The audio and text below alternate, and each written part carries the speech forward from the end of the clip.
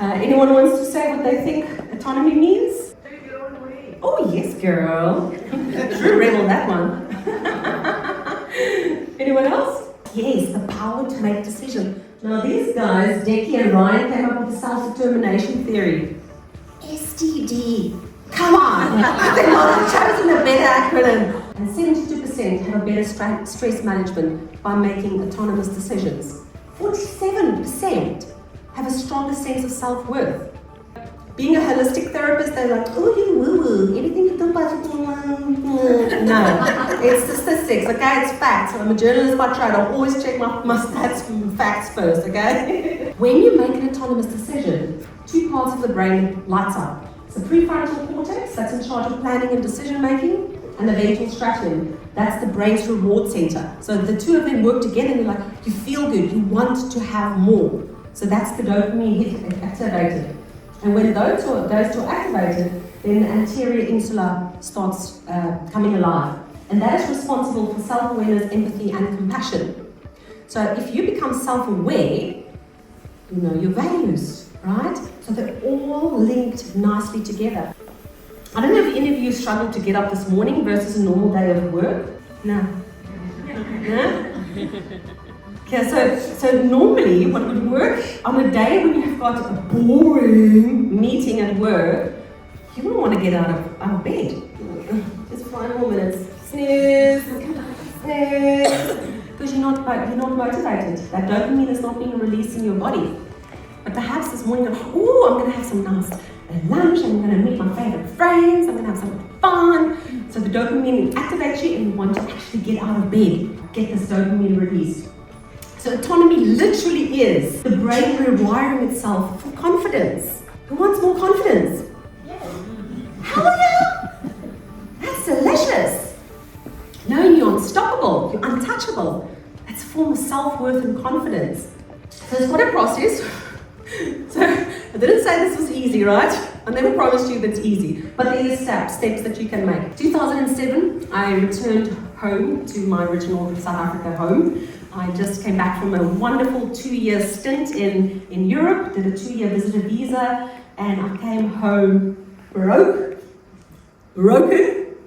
and homeless. Till my best friend had enough of me one day. And she said, Lynn, this is progress. It might not be perfect, but it's progress. Look how far you've come. Look at what you've done. You've done what few people were able to do in our group of friends. You've traveled the world. You've learned a thing or two about yourself. You've met amazing people. It's not perfect, but it's still progress, right? When I come home, it's like, of course, my darling, you're my favorite. Come home in time. And this was, I believe, where my first micro-conscious decisions started. So I knew I had to get mine together. I'm now 27. I'm supposed to be a responsible adult. I knew absolutely nothing what I wanted to do in life. And I realized I had to go back and study. Got 2 jobs, worked from 5 in the morning till 12, go to university from 1 till 5, and then go be a waitress from 5 till 11 or whatever, and then hopefully a couple of hours I can go a little bit of a party. And this continued for 2 years. And then I became pregnant. So anyone can remember the last time they were pregnant, how full of energy you were? Something had to give, not permission, I'm going to ask for support. So, waddled up there to the 3rd floor to my lecturer. This is now 2 months before I gave birth to my beautiful son. Okay. Knock on the door.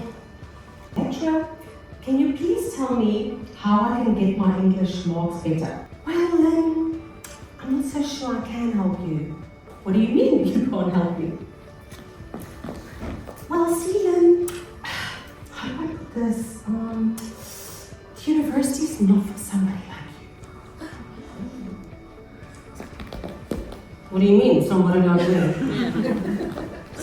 Well, you're a mature student, you work full time, and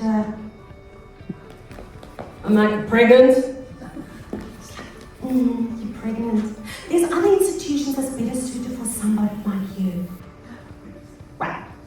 Needless to say, I stormed out of that room and slammed that door behind me. Apparently it's still vibrating. 16 years later. Yeah, I asked my friend the other day, still vibrating.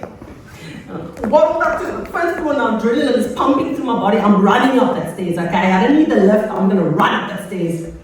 Went to the head of department, and I said, you better go sort your English lecturer out, because if she fails me one more time, I'm gonna sue your entire university for discrimination. You got that? Can you imagine if I decided to believe these words, not for somebody like you?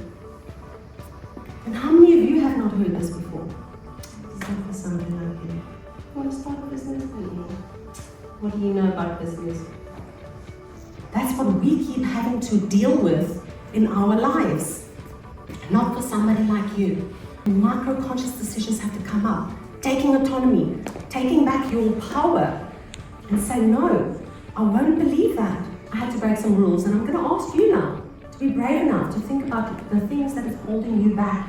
How can you start breaking those rules and enjoy the process? Learn to enjoy what you have, not just the outcome.